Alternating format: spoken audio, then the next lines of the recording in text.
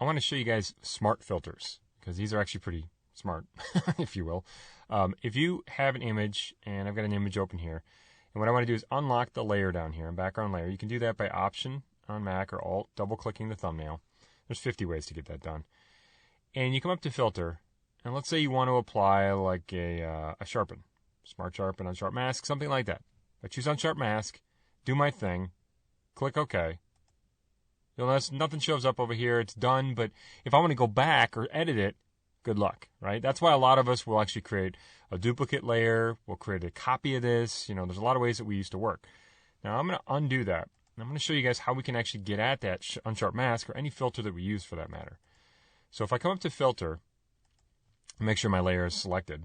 Go to Filter. You guys are going to see Convert for Smart Filters. Now, if we convert a layer into a smart filter layer, it's going to turn it into a smart object, that layer. If you already have a smart object, you don't have to do this. You can just go in and do your filters. That's actually kind of cool. So what we're going to do is convert it. It's going to tell us it's going to turn it into a smart object. Now, I'm going to be doing some tips on smart objects. There's a lot of cool stuff you guys can do with those. So I'll click OK. It's now a smart object. You can see right there. Now, if I go back up to Filter, let's say I go to Sharpen, Unsharp Mask, do my thing, click OK. It'll show up out there. Okay. Now, what's really cool is that we can turn it on and off. Got the eye. We can double click the actual filter name down here, like Unsharp Mask, and edit it. Or we can turn them all off. You'll notice that there is a smart filters right here. And anytime you guys put a filter out here, it'll list it down here, which is cool. So you can turn on individual or off individuals, or turn them all off or on. Now you'll notice there's a little box here too. And some of you guys are like, well, yeah, of course. That's a mask. That's really cool. So we could have made a selection. Or right now we could go out there and use a brush or whatever and start painting and say, you know what, don't affect these areas.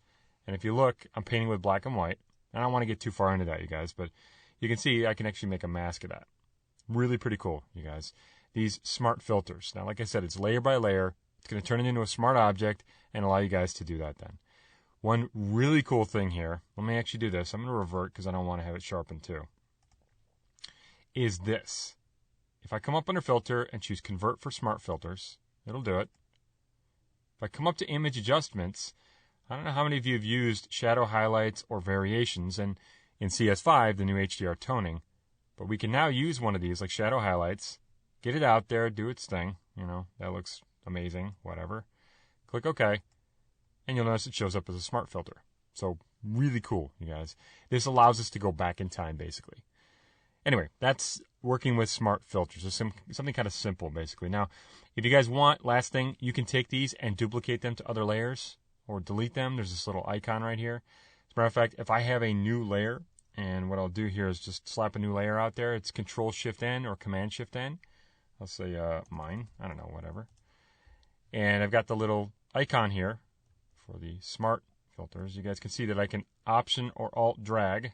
And it should be letting me do this. If I have content, now notice something here, you guys. This is not a smart object, so it's not going to let me drag that. So what I need to do is come up to Filter, Convert for Smart Filters, take it, Alt or Option drag, and I can basically copy it. And you're going to see that there's basically nothing on the layer. That's why it's telling me that. But anyway, you guys can kind of see what I can do. So you can copy these, you can delete them, you can drag them to other layers. There's tons of stuff you can do if there was content on it, but it's saying no. So there you go, you guys. That's working with the smart filters. They're actually pretty smart indeed. So